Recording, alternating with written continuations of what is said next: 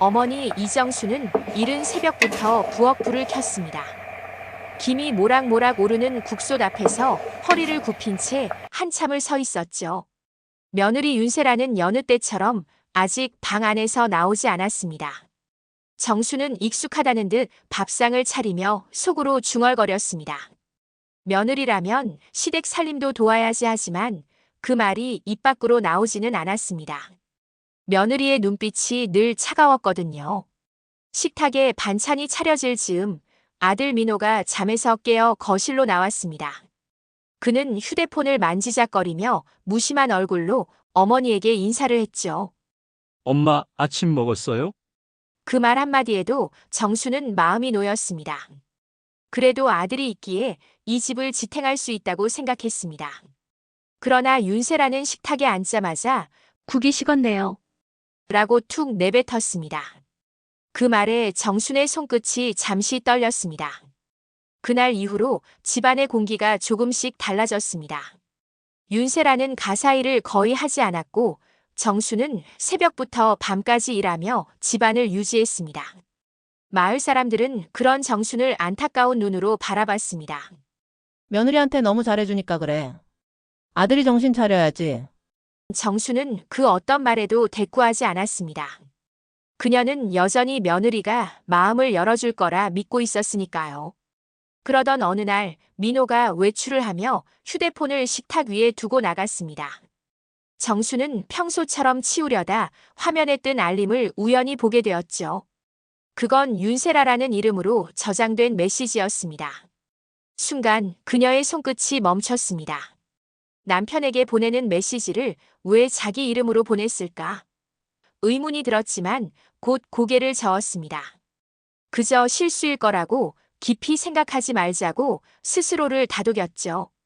하지만 그날 이후 정순의 마음 한켠엔 알 수 없는 불안이 피어올랐습니다. 그 불안은 조용히 그러나 확실히 그녀의 일상을 잠식하기 시작했습니다. 그리고 그 불안이 진짜 두려움으로 바뀌는 데는 그리 오랜 시간이 걸리지 않았습니다. 며느리 윤세라는 점점 더 늦게 귀가했습니다. 이유를 물으면 회사 일이 바빠요라는 말만 남기고 방으로 들어가 버렸죠. 어머니 정수는 그 말을 믿으려 했습니다. 하지만 그녀의 손끝이 설거지를 하다 멈추는 순간이 점점 잦아졌습니다. 수저 위에 맺힌 물방울이 떨어지는 소리조차 이제는 불안하게 들렸습니다. 그날 저녁 아들 민호는 피곤한 얼굴로 귀가했습니다. 그는 식탁에 앉아 멍하니 휴대폰을 들여다보더니 미소를 지었습니다. 그 표정이 정순의 마음을 찔렀습니다. 그렇게 행복한 얼굴을 며느리와 있을 때는 한 번도 본 적이 없었거든요. 정순은 조심스레 물었습니다. 무슨 좋은 일이라도 있니? 민호는 대답 대신 휴대폰을 엎어두었습니다. 그리고 짧게 말했죠. 엄마 별일 아니에요. 밤이 깊자 집안은 조용해졌습니다. 하지만 정순의 마음은 가라앉지 않았습니다. 그녀는 윤세라의 방에서 새어나오는 불빛을 보았습니다. 뭔가를 속삭이는 듯한 목소리도 들렸죠. 휴대폰 통화였습니다. 응, 내일 확실히 처리할게. 그 한마디가 정순의 가슴을 쿵 내려앉게 했습니다. 무슨 처리를 말하는 걸까? 다음 날 윤세라는 평소보다 훨씬 단정하게 차려입고 나갔습니다. 그리고 오후 늦게까지 돌아오지 않았습니다. 정수는 괜히 마음이 불안해 집안을 서성이다 아들의 방에 들어섰습니다. 그곳엔 전날 두고 간 민호의 휴대폰이 그대로 있었습니다. 그리고 그 위에 어제와 같은 윤세라라는 이름의 알림이 깜빡이고 있었죠. 정수는 망설였습니다. 하지만 떨리는 손끝이 결국 화면을 스쳤습니다. 그 안에 담긴 내용은 그녀가 상상도 하지 못한 것이었습니다. 그날 이후 정수는 더 이상 예전의 자신이 아니게 되었습니다. 정수는 휴대폰 화면을 바라보며 숨을 삼켰습니다. 대화창 속에는 며느리 윤세라의 이름으로 된 계정이 아들과 대화를 나누고 있었습니다. 그런데 그 말투와 표현은 분명 며느리가 아닌 누군가의 것이었습니다. 당신 엄마는 이제 곧 정리될 거예요? 라는 문장이 화면 위에 떠 있었죠. 그 짧은 문장이 정순의 심장을 꽉 움켜쥐었습니다. 그녀는 손에 들린 휴대폰을 떨어뜨릴 뻔했습니다. 방 안 공기가 얼음처럼 차가워졌습니다. 정리된다는 말이 무슨 뜻인지 알 수 없었지만 그 속엔 냉정하고 계산적인 기운이 서려 있었습니다. 정수는 잠시 숨을 고른 뒤 다시 화면을 스크롤했습니다. 대화에는 아들의 이름이 아닌 다른 이름도 섞여 있었죠. 박 실장. 정수는 그 이름이 낯설었습니다. 그녀는 서둘러 민호의 방을 나와 거실로 향했습니다. 머릿속이 하얘졌고 손끝이 떨렸습니다. 아들 방에서 들려오는 며느리의 웃음소리가 귓가를 때렸습니다. 마치 자신을 조롱하는 것 같았습니다. 그 순간 정순의 마음속에 묘한 의심이 피어올랐습니다. 혹시 세라가 민호를 속이고 있는 건 아닐까? 다음 날 아침 정수는 아무 일 없는 듯 평소처럼 부엌에 섰습니다. 그러나 손끝은 무겁고 눈빛은 흔들렸습니다. 세라는 무심한 얼굴로 식탁에 앉아 커피를 마시며 휴대폰을 만지고 있었죠. 정수는 그 손을 힐끗 보았습니다. 그 손가락엔 낯선 반지가 끼워져 있었습니다. 아들이 준 결혼 반지가 아닌 다른 모양의 반지였습니다. 그 순간 정수는 마음속 결심을 굳혔습니다.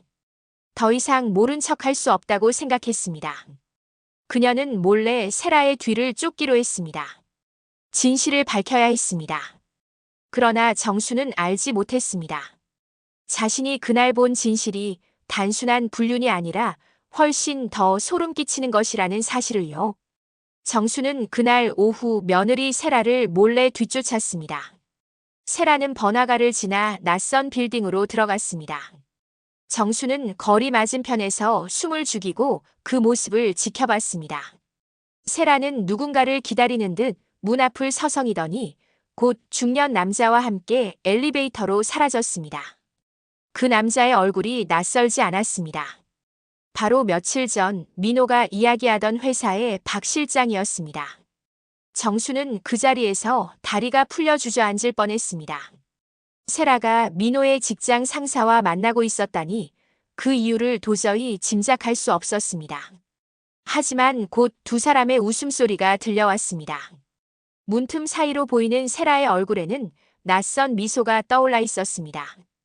그것은 사랑의 미소가 아니라 계산된 거래의 표정이었습니다. 그녀는 다음 날 민호의 방 서랍을 뒤졌습니다.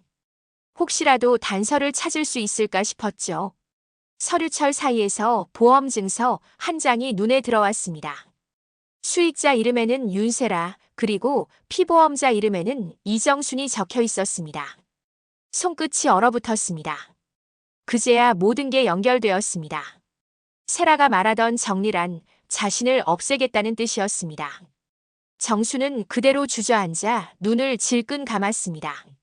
머릿속이 하얘졌습니다. 며느리가 자신을 죽이려 한다는 현실을 도저히 믿을 수 없었죠. 하지만 증거는 분명했습니다.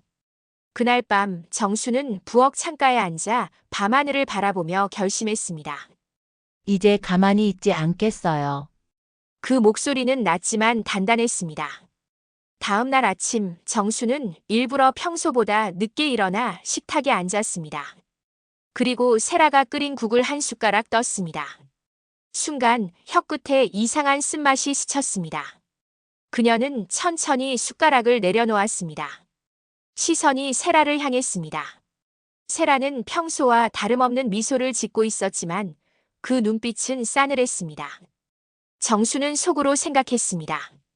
이제 내가 뭘 숨기든 다 알겠어요. 그날 밤 집안은 유난히 조용했습니다. 세라는 방에서 무언가를 꾸리고 있었고 민호는 야근이라며 늦는다고 했습니다. 정수는 부엌에 앉아 며느리의 발소리를 들었습니다. 그 발소리는 더 이상 일상적인 소리가 아니었습니다. 조심스럽고 긴장에 찬 발소리였죠.